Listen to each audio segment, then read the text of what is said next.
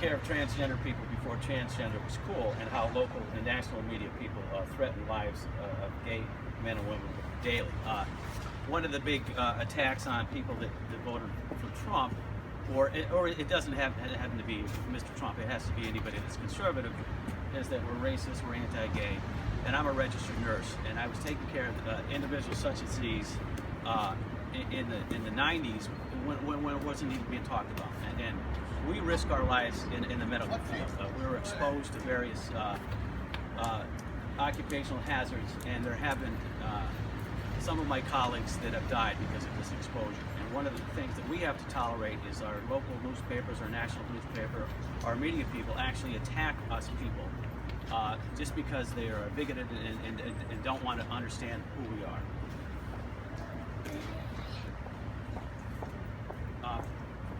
In the days prior to the election, I noticed there was a lot of intolerance, and they were coming from actually Hillary voters, which was confusing because that's supposed to be the people that are tolerant and inclusive and accepting all other people.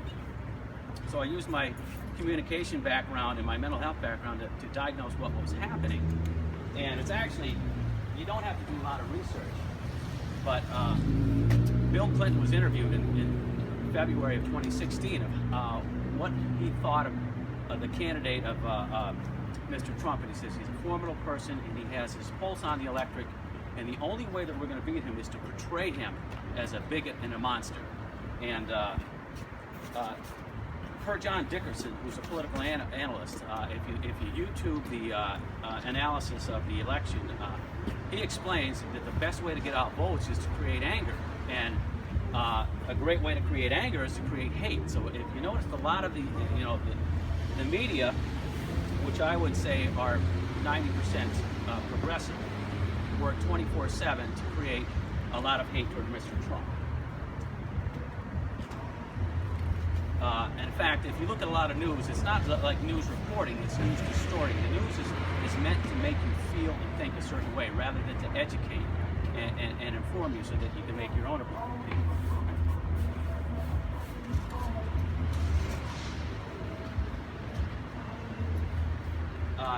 Democrat leaders are the exact opposite of who they say they are. Actually bigots, very closed-minded, intolerant people. And I say, don't take my opinion. Talk to some people, see if they can view something differently than they're telling you. On Saturday, the weekend prior to the election, I walked into the Hillary campaign office. I wanted to express how the Affordable Care Act is hurting the middle class. And one of the young ladies there, I would assume was college age, was going to arrest me. She was actually calling 911 because I was talking about the Affordable Care Act. She didn't even realize that there was free speech in America because she had been influenced so much by people that had closed her mind. There were two other young people that were engageable, and they were able to calm her down. She didn't go through the messages of calling the police. Now, we talk a lot about bullying. Obviously, now you hear every day in the newspaper how conservatives are closed-minded, intolerant, and bullying. But actually, again, the exact opposite is true. Earth-shatteringly stupid, #1 terrorist threat in the USA, anarchist, racist, xenophobe, teabagger, astroturfer, bitter gun-clinger, that's a quote from President Obama, violence, Nancy Pelosi, calls for genocide. When I say genocide, Margot and Marissa, that means to wipe people off the planet. Rob Reiner, who used to play Meathead on All the Family, was a popular sitcom. He said that that's what we should do. At that time, it was Tea Party people. Incapable of rational thought. This type of thing goes on 24/7. If you backtrack to when the Tea Party became popular, or any other conservative group, 24/7 there's somebody saying something derogatory and very vicious. And it doesn't come from anonymous people down the street. It comes from the most powerful and people in media and in entertainment. So it'll be your top comedians, it'll be the President of the United States, it'll be the Speaker of the House. It's just something that we tolerate. We get up every morning, we take care of our families, we do our jobs, we get back to the community, and we have to tolerate this type of bullying every single day.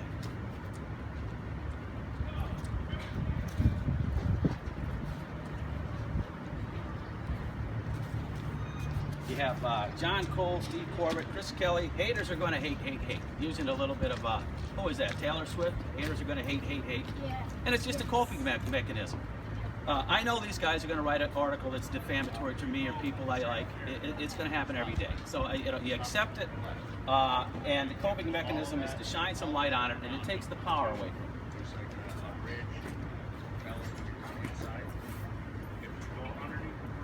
I mentioned I was going to explain how some of this brainwashing is done. One of the ways is when you read an article, is conflating. Now there's a lot of buzz now about what fake news is. Well, as a student of communication,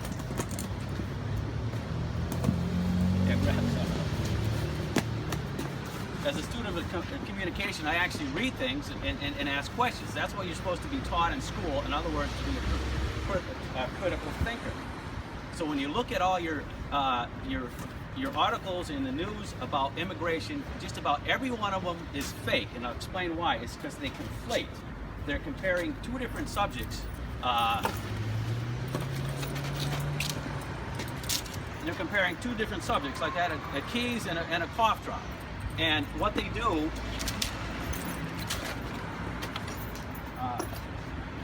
know what conflate means? No. That's when you take two different subjects and then you pretend you're talking about the same thing.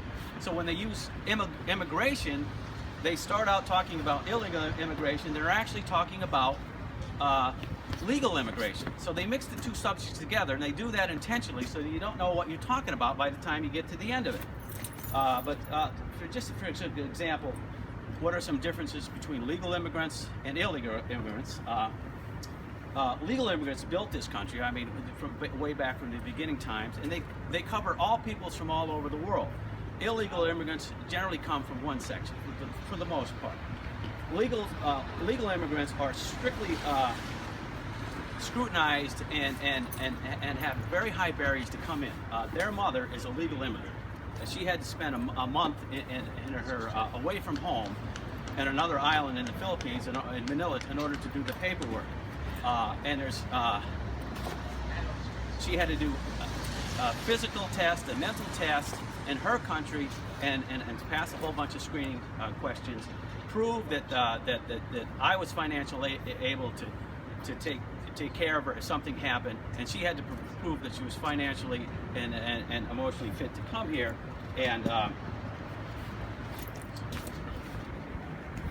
essentially you have to be able to hit the ground running when you get here.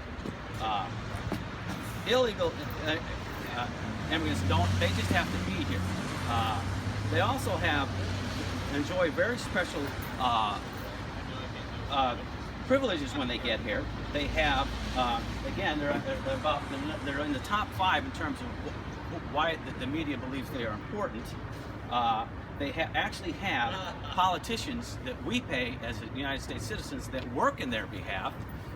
They can have media time anytime they have.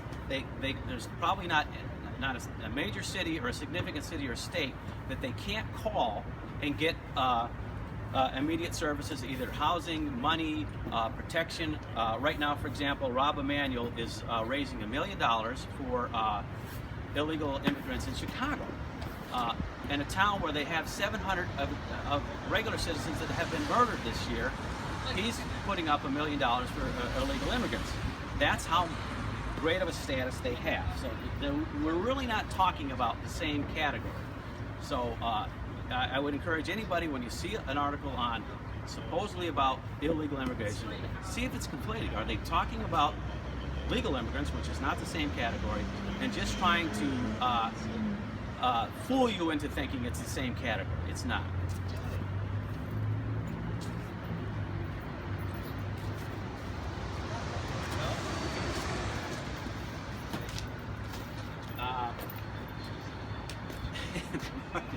Margot, this is where you come in. And Margot here is actually a pretty good cartoonist, and so is her sister. But I'm going to ask you a question. If you were the foreman of the cartoon factory, right, and it's your job, you got a big order of cartoons coming out, and the pressure's on, and you go down the line and you see person number 1, their cartoon is everything is good on it. So the person number 2, and everything is good on it. And you see person number 3, and the cartoon is, well, it's got some things that could be fixed. Who are you going to help out? The third one. I just want to introduce you to my 5th grade daughter, the common sense champion of the world, and let me explain this. I don't know if you remember back when Barack Obama, he was running around the country and he says, well, I'm working for Americans who are doing everything right. And then Hillary Clinton would run out there and say, I'm working for Americans that are doing everything right. And you have Bernie Sanders saying the same thing. These are like people from Ivy League colleges saying something that doesn't make any sense. If you're doing everything right, you don't need any help. Well, that's part of the brainwashing. What is the subliminal message there? Why would you tell everybody you're working for somebody that's doing everything right? Any guess here?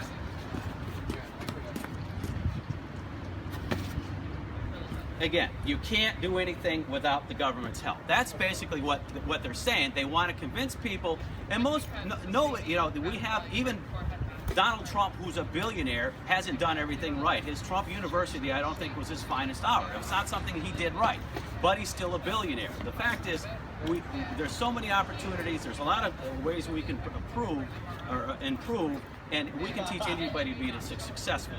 But if you tell them that they're doing everything right, they're not going to do anything better, and they're just going to say, wait, I better vote for somebody that's going to help.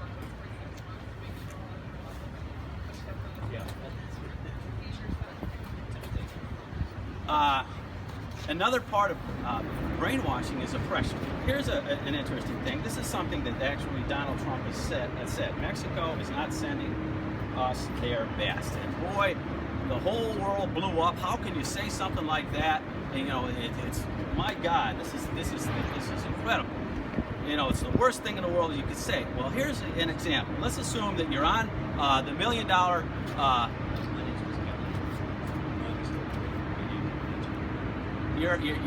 You're one question away from the $1 million, and you have a lifeline. And here's the question.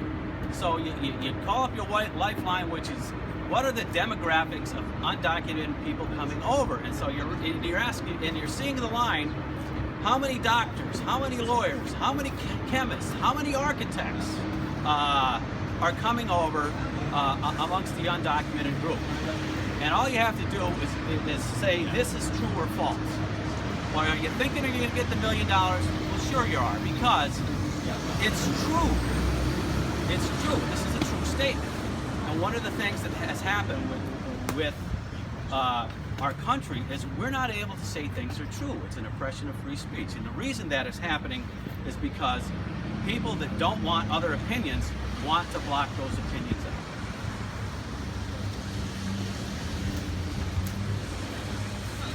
And here's a breaking news thing, actually. Do you know what subliminal means? I just said it with the, America's doing everything right.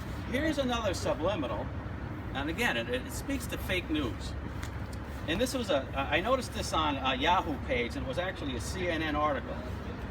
And the graphic was Trump transition. And right underneath it was alt-right founder questions if Jews are people.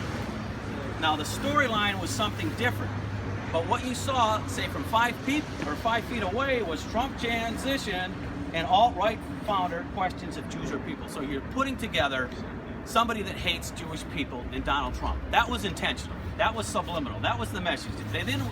The CNN folks should get an award for subliminal message, because they put together, they're tying this person with hate. That was their intention. It wasn't the actual storyline. And then the following day, they had the same graphic that said Trump transition, and then it had energized down here, and then it mentioned something about a person that wrote a book about Nazis. So that was intentional. They wanted Trump energizing Nazis. That was direct subliminal message. They wanted to tie these things so people don't even realize, you know, so and so is a Nazi-loving whatever. They didn't even realize that they've gotten a subliminal message.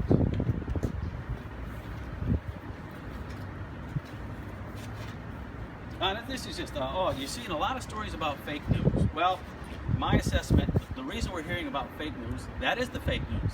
The whole point of the fake news is to paint people that voted for Donald Trump as gullible, naive. We didn't know what we were doing. We were just on the internet and reading these fake news stories. Well, that's not happening. Like, when I see these fake news stories, I've never even heard of them if I didn't look at the internet. And the fact is, we're at work. I have one of my colleagues, one of my coworkers, a nurse, Julie, here, that we both risk our lives taking care of the people that all the news media says that we hate. And I was expecting one other person, but you know, this is the middle class. We're at work. We're taking care of our families, and so we're actually building America and fixing it instead of tearing it down. Here's another example of how so-called legitimate news people give fake news. If you remember when the government shutdown happened, I had to actually look it up because I forgot.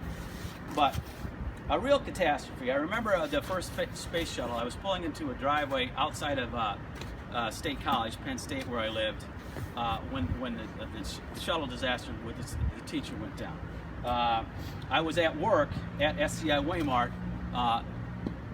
doing training after I already had working night shifts, so we didn't even get to watch the coverage of, we just were getting bits and pieces of the planes going into the building. We didn't get to actually see the actual footage until we got after 16 hours, after our regular shift and after our work shift. And I was pulling into Ames parking lot, which is not even there anymore, in Carbondale, Pennsylvania, when Elvis died. And that was a real catastrophe. But if you ask somebody what they were doing when the catastrophic government shutdown happened, they'd look at you with a blank expression.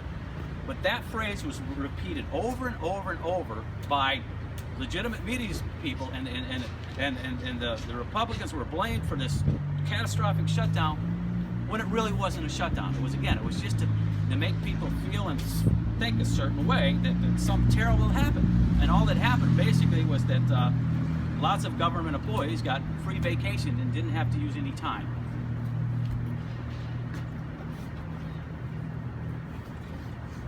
Here's another great fake news story, and you can probably make some money on it because there's an interesting tidbit about this.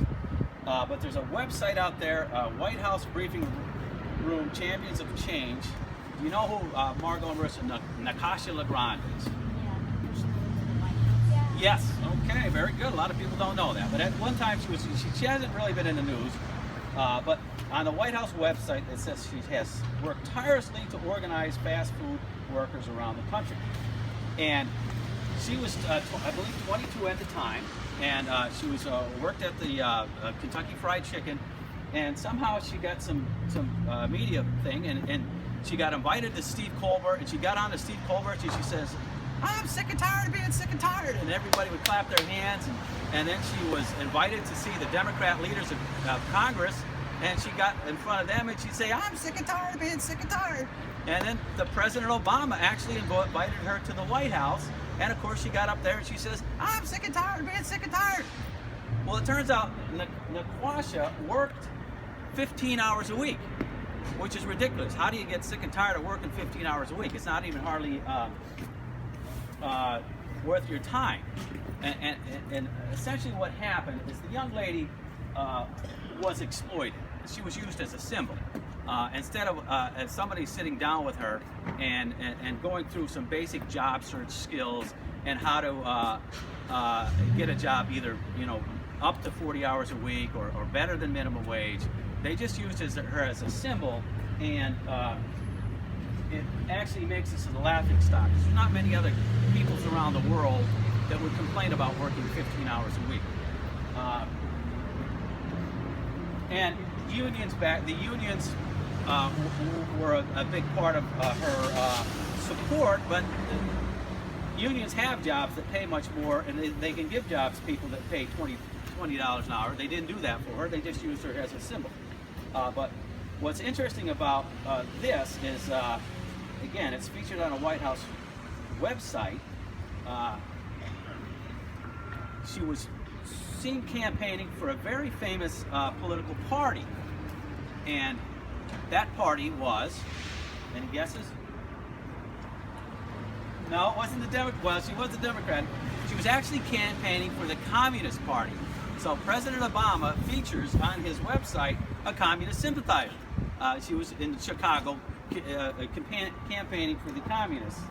I don't think she knew what she was doing, but the Obama administration does feature a communist sympathizer.